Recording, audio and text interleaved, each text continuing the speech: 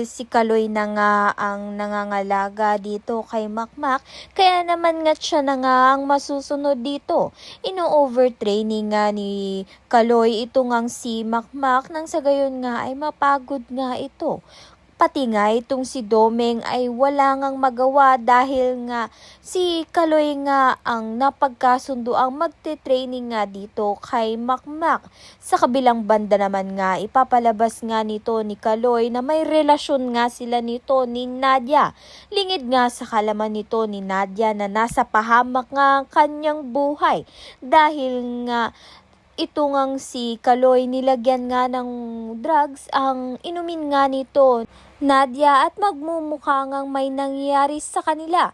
Kaya naman nga't magagalit nga itong si Nonoy kay Kaloy na ikasisira nga ng kanilang pamilya.